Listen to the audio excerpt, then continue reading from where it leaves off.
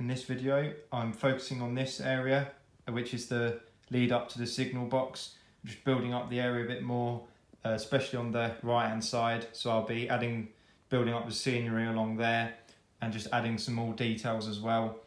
I finished the signal box recently, so now it's time just to apply the same sort of amount of detail and just make this area a bit more presentable and also a bit more convincing, because as I've said in the past, this is meant to represent where the old railway would have diverted from the main line and then a branch would have come down towards the non-existent town.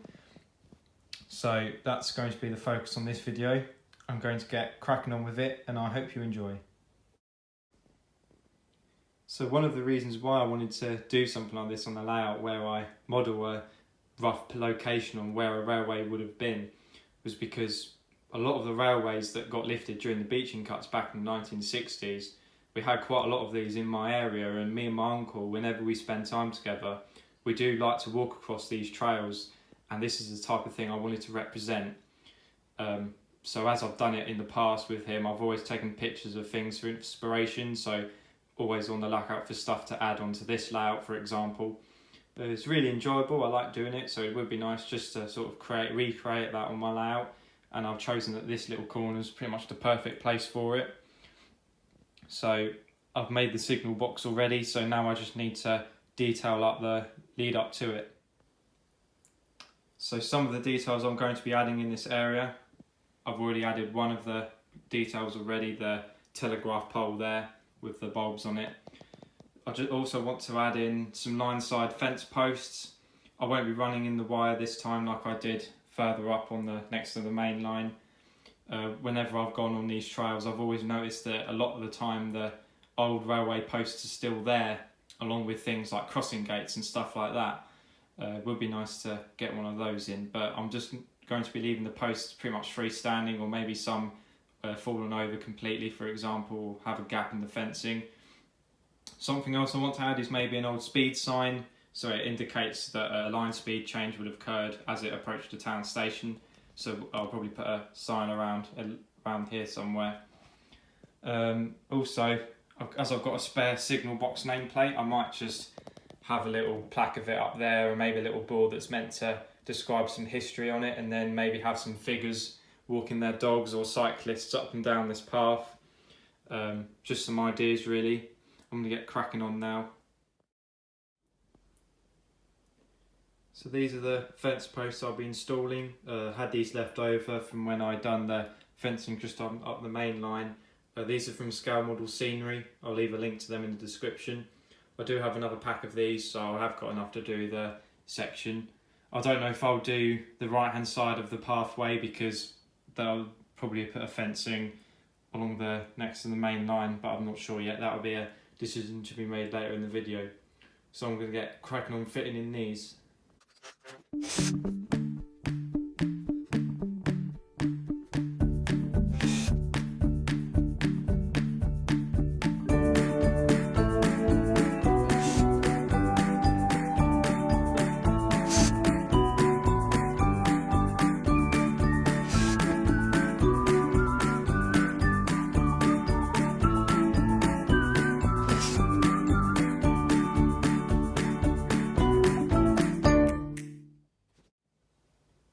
So this is what was installed, again Scale Model Scenery, and just flip that over. As you can see, I have started the kit already, but you get an idea on how many posts you get. I think it was 44 off the top of my head, and then you get the length of wire as well, but again I'm not fitting that in there. I've done it up the top there. Still got plenty of the older wire left over. But anyway, so I've just finished putting all of the fence posts in. So I've come up right to the end there, and they're all gluing into position. I've just followed the instructions of what it said on the Scale Model Scenery website. I just tried to keep them sort of 26mm apart, but I just done it all by eye, to be honest, so I'm not going to worry too much if it's a bit lower or more than that. I certainly think it does look nice.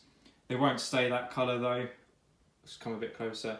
I will be painting these up just to make them look much older and that they've been positioned for a very, very long time. The posts I've seen haven't been this colour, they've been more sort of a really dark grey, and then I'll also be weathering it as well. because it will all be under trees and you'd expect a lot of moss on there. So that's the next stage for those once the glue's gone off.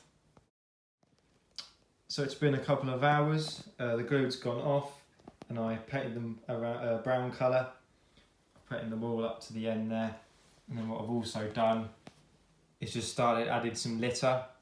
These are from Scale Model Scenery as well. I'll leave a link to this in the description. This is a nice little touch to add. You don't see it that often in my opinion. I haven't added loads of it yet. I will add it as I go along. I do want to add a couple of bins in this area, so one for litter and also one for dog litter, if you know what I mean. So the next stage with the posts is I'm just going to go over them with some weathering powder or some paint, depending on what comes out best, because all of these will be under trees as well, so there will be a bit of green on there. So I've just finished building these two. The one on the left is your standard litter bin from Scale Model Scenery. They come as a kit and I'll leave a link to those in the description. And the one on the right is a dog litter bin. And how I done that was I just cut about a relay box from a wheels kit and just sort of adapted it, going off pictures online, and made the best representation of a dog litter bin I thought I could. I might be a little bit overscale, but I think I can get away with it just about. If I do end up changing my mind and not being happy with it, then I'll just take it up and maybe redo another one. But it's time to get these on the layout.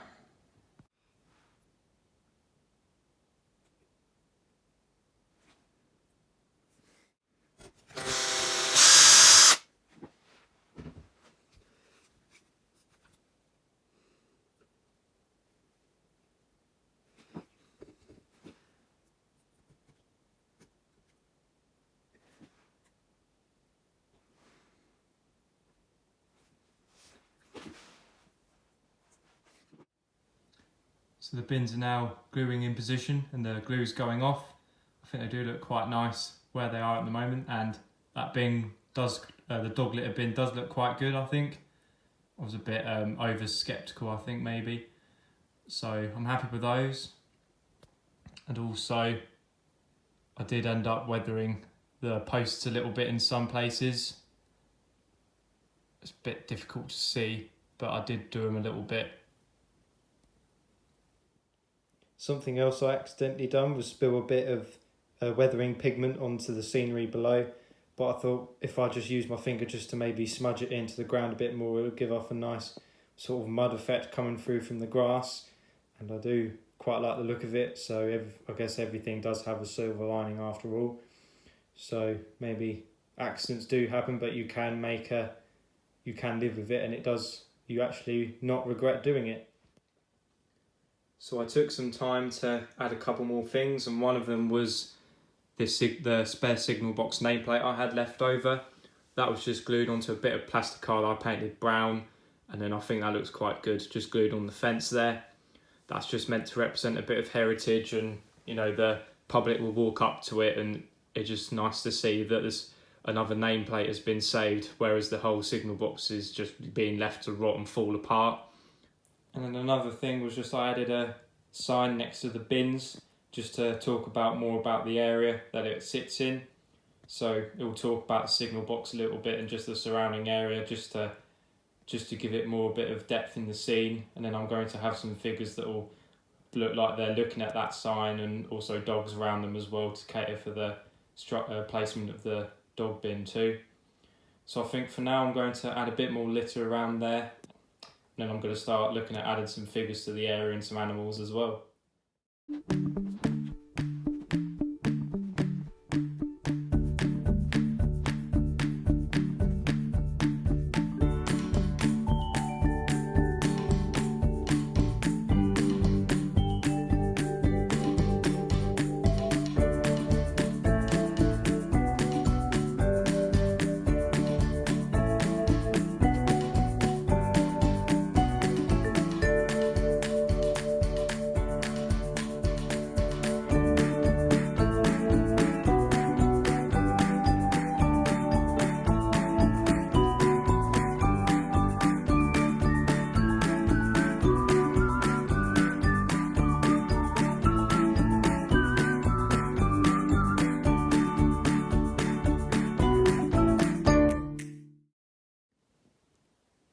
Just finished adding some more litter, and this is what the sheet looks like when you buy it from Scale Scenery. Obviously you can see where I have cut bits out of it at the moment, but just gives you a rough idea on the selection of what you can have. There's all sorts like newspapers, Tesco bags, other things there like what they are, they're your railway tickets, and then you've got, looks like a chip shop bag, some rough paper, takeaways, packets of crisps and things like that. As you can tell, some of the things like the crisp packets and the McDonald's bags, they are really small, so I would recommend using tweezers for handling those, but I tend to not bother using the smaller ones because it doesn't really show up on the gravel path anyway. And again, these are from Scale Scenery, so I'll just leave a link to those in the description. So I've just added some more litter to the area surrounding the bins. This is the area I have focused more on the littering more because, like I said, ironically there's a bin there, but just lazy people in society just not bothering. Although it's nice to see that someone does bother, but as you can see there is a Tesco bag in the bin. What I also did was use some small bits of paper screwed up and just glued on the lid of the dog litter bin just to represent the bags they get picked up in. I thought that was a nice touch. And of course I've added a couple of dogs in as well, but at the minute they're roaming loose, so I need to get some owners in pretty quickly, otherwise they could potentially run onto the tracks. But all jokes aside, so yeah, I do need to add the owners now and a bit more, some more figures, some actual people in the area. So I bought this pack of figures from eBay. There's 50 of them in there, and they're 1 to 75, so ever so slightly under scale, but very unnoticeable. So there's 50 of those in a pack, and I just bought those off eBay for a grand total of £5. So it's pretty good value for money when you compare it to the likes of Bachmann figures, which you probably get maybe, I don't know, maybe a range of 6 to 10 figures for £10.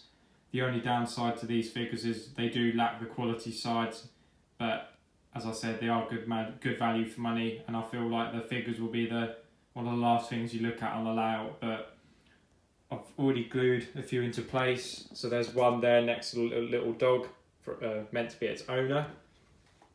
Then there's a few more up here. So there's a guy there who's playing with his dog, who's looking at him. A young woman there checking out the sign, and then her husband checking out the signal box nameplate and the signal box itself. So I thought it'd be nice for them to be a husband and wife, and then she's doing one thing, he's doing the other, because she really couldn't care less.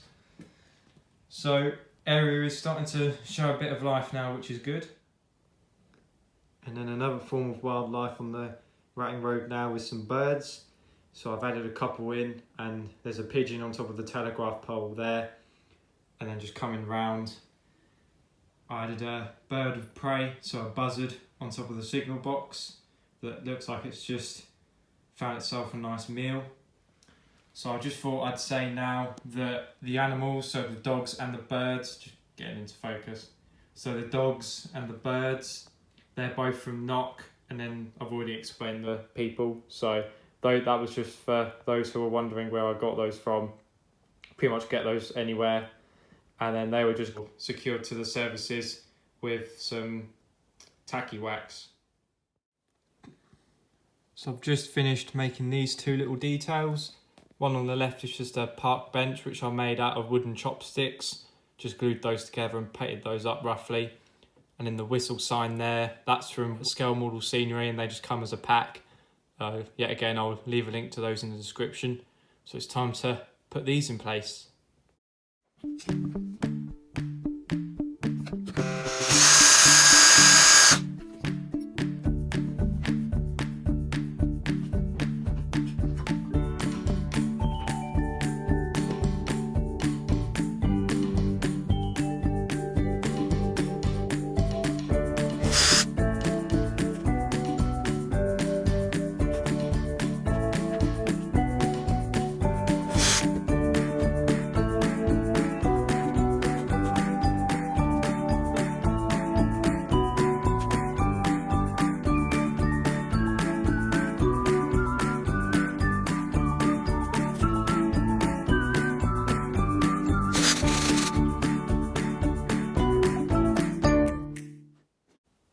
So there's the whistle sign there now gluing into position. So that would signify that on approach there's a level crossing or a foot crossing of some description as you head towards the town. So the drivers of the trains would have had to sound their whistle and blow their horns as they came off the main line and approached that crossing. So I thought that was a nice addition to add to make it clear that a railway was once here. And then there's the bench with a seated figure on it. I did mess up while putting that into position, which is why the time lapse came to a finish quite early. But nonetheless, I got there in the end, and I do like how that looks with the figure on it. What I may do is put another litter bin next to it and some rubbish around there, just for a bit of extra detail.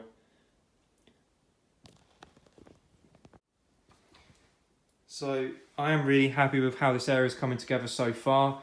I've certainly got underway with the detailing and I am really happy with it. There's still lots to do, but I won't be able to cover it all in one video because otherwise it would just get too long and potentially boring. So I'm going to leave it here and I'll see you in part 2 where I carry on with the detailing. So in the next video I'm going to be focusing on the finishing touches along with the right hand side of it. So try not to wobble the camera too much, but I'm going to focus more on this area on the right hand side of it next time. So I'll be paying attention to the main line as well, maybe adding fencing in, or maybe just running it along the right hand side of the path yet. I'll have to decide before I begin the next video. So just panning now back to... So as usual, I've really enjoyed making this and I hope you enjoyed watching it as well. And I hope it's given you some ideas on maybe what to do on your own layouts and maybe do something similar. But that was the end of this video. Take care guys and happy modelling.